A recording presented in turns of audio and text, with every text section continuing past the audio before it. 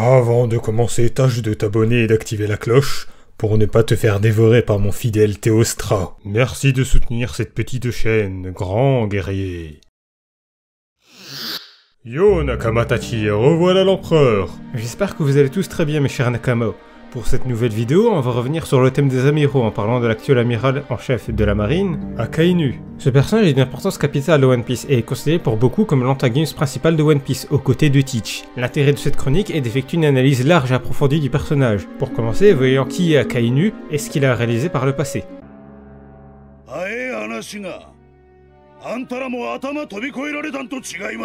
Akainu, le chien rouge, de son véritable prénom Sakazuki, est un membre de la marine qui, de par l'excellence de ses prouesses, a atteint le titre sacré et incroyable d'amiral. Aux côtés de ses confrères amiraux Kizaru et Aokiji, il forme l'un des trois pouvoirs, le trio d'amiral. Il fut introduit pour la première fois de One Piece dans le passé de Robin. À cette époque, il était un vice-amiral faisant partie du Buster Call qui a détruit Ohara. Akainu s'est démarqué en attaquant un bateau regroupant des civils innocents sous prétexte qu'un archéologue pourrait avoir infiltré les civils et risquerait de dévoiler au monde entier les découvertes d'Ohara.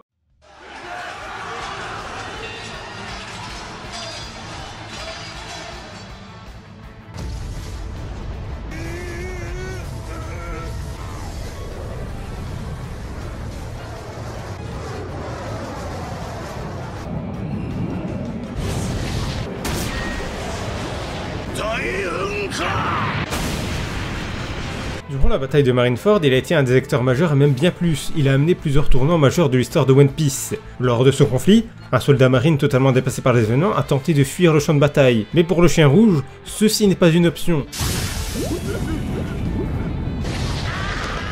Il n'hésita donc pas à se débarrasser de ce soldat.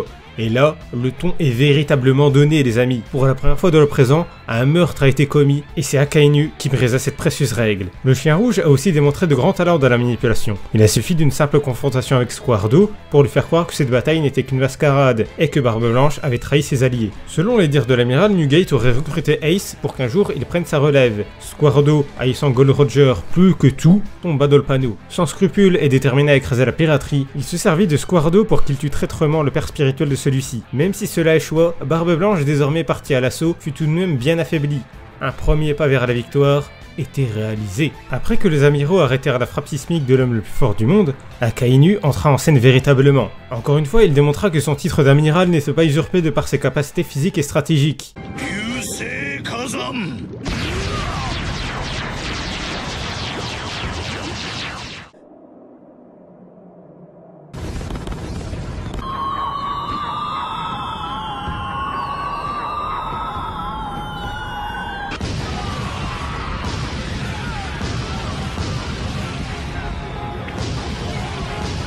Piégé dans l'enceinte de Marineford, Akainu lança aussitôt son attaque pour abattre les alliés de Barbe Blanche et faire fondre la glace. Le Moby Dick désormais détruit, cela ne prédit rien de bon pour Barbe Blanche. Ce dernier était inarrêtable, rien n'allait l'empêcher de sauver son fils. Incroyablement dévoué à sa cause et craignant que Marineford soit détruit, Akainu ne ressentait pas la crainte d'aller combattre directement Newgate.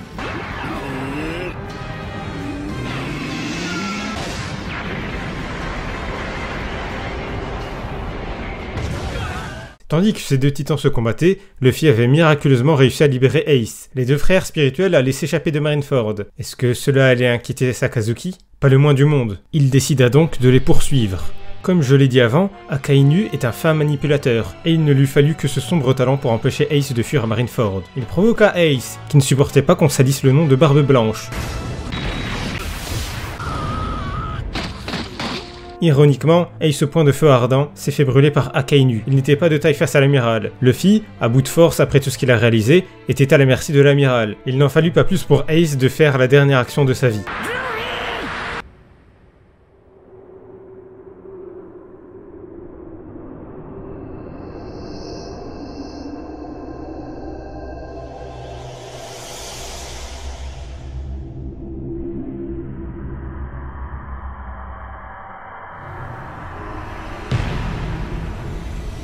L'attaque du chien rouge fut fatale. Encore une fois, la mort était l'allié d'Akainu.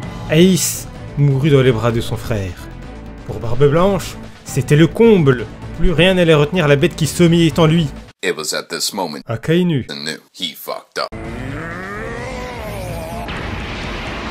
L'une des confrontations les plus mémorables avait débuté. Bien que très affaiblie, Barbe Blanche était d'une violence inouïe, mais ça n'empêchera pas Akainu d'arracher la moitié du visage de Barbe Blanche d'un seul coup de poing magmatique. Est-ce que c'était fini pour Newgate? N'oubliez pas que là on parle de l'homme le plus fort du monde. Il empoigna le col de l'amiral, le projeta en l'air et le frappa de toute sa puissance sismique.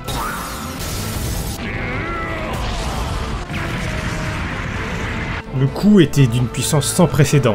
Il mit Akainu hors d'état de nuire et détruisait Marineford par la même occasion. Et pourtant, Akainu survivra à ce coup. Il avait mis fin à la ligne de Roger, et désormais, il était déterminé de tuer le fils du plus grand criminel du monde. Ayant survécu à l'attaque sismique la plus épique de tous les temps, il revint à la surface après la mort de son plus terrible adversaire. Jinbei, Crocodile, Marco, Visto et d'autres fils de Barbe Blanche n'allaient pas stopper son acharnement à vouloir mettre fin à la vie de Luffy.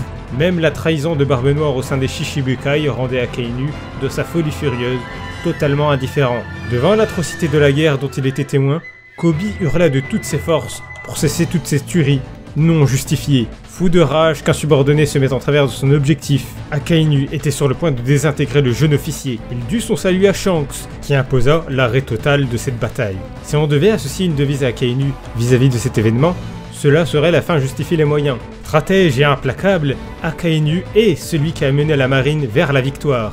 Il est la justice absolue. On le revit, peu de temps après la bataille de Marineford. Il fut envoyé pour arrêter Teach et son équipage, qui eut l'audace de proposer d'échanger Jewelry Bonnie, qu'il a capturé au préalable, contre un navire de guerre. Évidemment, à la vue de Sakazuki, Teach a instinctivement déduit qu'il n'était pas venu avec des fleurs, et fuit aussitôt avec son équipage. Une fois devant Bonnie, Akainu eut une conversation des plus énigmatiques. Lui qui est les pirates plus que tout, lui annonça qu'il était grandement inquiet vis-à-vis d'elle lorsqu'elle disparut du gouvernement mondial. En retour, elle cria haut et fort sa haine pour ce gouvernement. Mais qui est donc Bonnie? Sengoku ayant décidé de quitter son poste d'amiral en chef, il fallut trouver une nouvelle personne digne de ce poste. Après l'accomplissement de ses prouesses lors de la bataille de Marineford, il est normal qu'Akainu soit tout désigné pour celui-ci. Mais cette idée ne plut pas à son confrère amiral, Aokiji, qui décida de le défier pour ce poste. C'est suite à un combat de 10 jours sur l'île de Punk Hazard, modifié à jamais, qu'Akainu remporta la victoire. Sakazuki est désormais amiral en chef. En conséquence, Aokiji quitta la marine pour ne pas être sous ses ordres. En tant que nouveau dirigeant de la marine, sa première réforme fut de déplacer le QG de la marine dans le Nouveau Monde, le territoire absolu des Yonko, bien décidé à éradiquer la piraterie. Akainu est un personnage fascinant qui a été créé principalement pour qu'on éprouve envers lui de la haine et du mépris. Détenteur du fruit du magma qui est de type Logia, sa puissance est dévastatrice. Même hormis cela, on peut dénoter qu'il est un excellent combattant aussi bien à longue portée comme au corps à corps, capable de tenir tête à de puissants guerriers comme Marco et Barbe Blanche. Ses actions en tant qu'amiral sont toujours effectuées de manière extrême, et est toujours prêt à tout, quitte à éliminer toute personne ne partageant pas son point de vue et se retrouvant sur son chemin. Ce n'est pas le premier venu qui peut lui tenir tête, à moins de s'appeler Fujitora. Il ne démontre aucune empathie, aucune compassion, aucune pitié. Mais pourquoi tant de haine, mon cher Sakazuki? Je pense que la réponse se situe dans son enfance. Oda nous a dépeint l'amiral lorsqu'il était tout jeune. Il semble en mauvais état, tenant une épée et arborant l'air sévère qui le caractérise si bien. Akainu a connu la souffrance et même peut-être la guerre très tôt. On peut supposer qu'il était un enfant soldat, qui a non seulement vu l'horreur de la guerre, mais y a en plus participé. Peut-on vraiment lui reprocher d'adopter une justice absolue de ce point de vue? Akainu n'agit pas par pur ego comme le fait un pirate. Son souhait le plus cher est d'éradiquer la criminalité, et cela inclut principalement la piraterie. Comme l'a dit le vice-amiral John Giant, ce n'est pas un crime d'être faible, la marine est là pour protéger les citoyens. Et Akainu a parfaitement conscience de cela. Les pirates sont avant tout des personnes individualistes qui n'hésitent pas à prendre tout ce qu'ils désirent, même si cela appartient déjà à quelqu'un. Les forts prennent et les faibles subissent l'oppression des forts. Akainu est un marine et se bat pour qu'un ordre soit établi. Un ordre dans lequel la population vit équitablement, dans les disciplines, sans criminalité et sans que des rapports de force ne décident de son sort. Pour vous dire à quel point sa présence dans One Piece est importante, comparez-le à 3 autres personnages eux aussi importants dans One Piece. Chez ces 4 personnages, on retrouve des similitudes, des antithèses, des oppositions, et même dans leur opposition, on retrouve des similitudes. Luffy et Koby ont chacun un rêve, mais ne sont pas dans le même camp. Luffy et Teach sont dans le camp de la piraterie. Ils ont le même objectif, mais leur vision est totalement différente. Luffy est quelqu'un qui paraît très individualiste, mais lorsqu'on prend du recul, on peut remarquer qu'il agit toujours pour inciter les autres à être honnêtes envers eux-mêmes et à réaliser leurs rêves. C'est ce qu'il a fait pour son équivalent de la marine, Koby, qui plutôt que d'être esclave d'Alvida, a décidé d'être honnête envers lui-même, quitte à risquer sa vie, acte qu'il réitérera face au terrible Akainu. Koby et Luffy agissent en suivant leur cœur, quitte à en mourir. À leur opposé, on a Teach et Akainu. Ces deux personnages sont totalement opposés, mais se rejoignent dans leur manière de faire. Les deux ne suivent pas leur cœur, ils sont guidés par leur soif de puissance.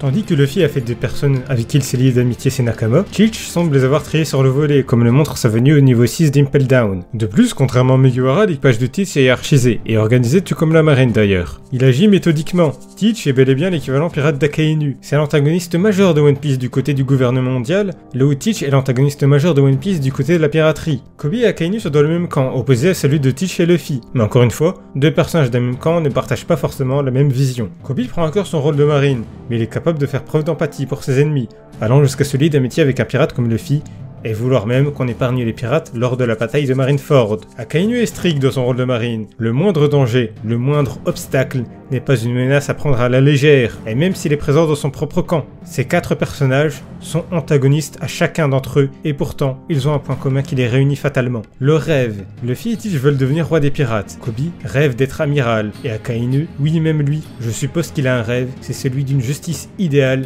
un monde juste.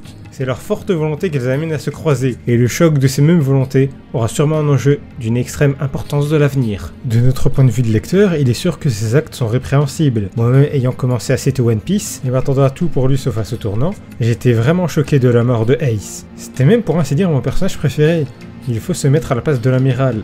Peut-on vraiment laisser en liberté des individus sans foi ni loi? Par exemple, un pirate serait susceptible de manger dans un restaurant et de partir sans payer. Admettons que ça arrive une fois. C'est grave, mais ça n'est pas une lourde perte pour autant. Mais si les gens autour commencent à répéter la même chose, le restaurant va faire faillite. Et les gens seront plus encouragés à commettre des délits en dehors du restaurant, voire même commettre des crimes. Les pirates, à la différence du commun des mortels, sont courageux, audacieux et téméraires, et donc ne prêtent aucune attention aux conséquences de leurs actes. Comment faut-il réagir à cela? Il faut que les pirates craignent la marine. Laissez-moi vous parler d'une théorie en criminologie qu'on appelle la dissuasion par la peur. Cette théorie consiste à démontrer que l'on peut empêcher des individus de commettre des crimes en leur faisant prendre conscience de la gravité des conséquences de leurs actes par des sanctions. Ces mêmes sanctions ont un effet d'intimidation sur les personnes concernées. Exemple très simple de notre société, je suis à la librairie, je vois tout un tas de tomes de One Piece, je pourrais les cacher dans mon sac et fuir au plus vite la librairie, mais si je me fais prendre, je me ferai arrêter, risquerai d'aller en prison, et je ne pourrais peut-être même pas connaître la fin de One Piece. Je décide donc plutôt d'emprunter les tomes de One Piece, car One Piece, c'est ma passion. Là, ce qui me fait prendre conscience de la conséquence de mon acte, c'est bien évidemment de ne jamais connaître la fin de One Piece. Non, bien sûr, vous l'avez très bien compris, c'est la prison. L'un des exemples les plus connus et les plus extrêmes de la dissuasion par la peur est l'équilibre de la terreur, qui est un phénomène majeur de la guerre froide. Cet équilibre consiste en une situation où différents camps ennemis se dissuadent mutuellement de ne pas s'attaquer car chacun est en possession d'armes nucléaires. Chacun des camps a la puissance de détruire l'autre, mais est, premièrement, trop effrayé par l'utilisation de ces armes, et deuxièmement, trop effrayé à ce que le camp ennemi attaque en retour à l'aide de ces mêmes armes. Les deux camps viennent donc à ne rien faire pour ne pas s'entretuer. Ils se font donc la guerre sans faire la guerre, d'où le terme guerre froide.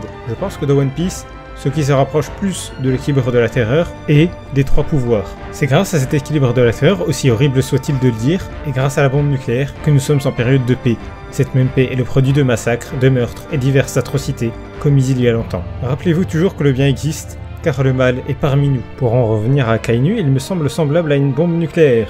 Il a pour but de dissuader les gens de commettre des crimes de par ses actions extrêmes. Pour cela, il est dans l'obligation de frapper fort dans l'esprit des gens, comme tuer le fils du roi des pirates et l'homme le plus fort du monde. Il a très bien compris que c'est par la peur que naît l'ordre et la discipline. On peut remettre en question ses actes, mais force est de constater qu'on peut difficilement ne pas les comprendre. Il mérite plus qu'un autre le titre d'amiral en chef. Est-ce à Kizaru et à Aokiji que l'on a confié la tâche de manipuler Squardo? Non, c'est à Akainu, car il n'a pas peur de se salir les mains. Pour la justice, Akainu est prêt à tout, même aux actes les plus répréhensibles. Pour un avenir meilleur, il faut se salir les mains aujourd'hui. Il est un mal nécessaire. C'est désormais la fin de la vidéo. Un grand merci pour ceux qui sont restés jusqu'au bout. Dites-moi ce que vous en avez pensé en commentaire. Sachez que je lis tous vos messages, j'y réponds dans la mesure du possible, et je ne vous remercierai jamais assez de la considération dont vous me faites part. Si cette vidéo vous a plu, j'en referai d'autres sur vos personnages préférés de One Piece. Sur ce, gloire à vous mes Nakama, gloire aux valeureux, et surtout, gloire à Akainu.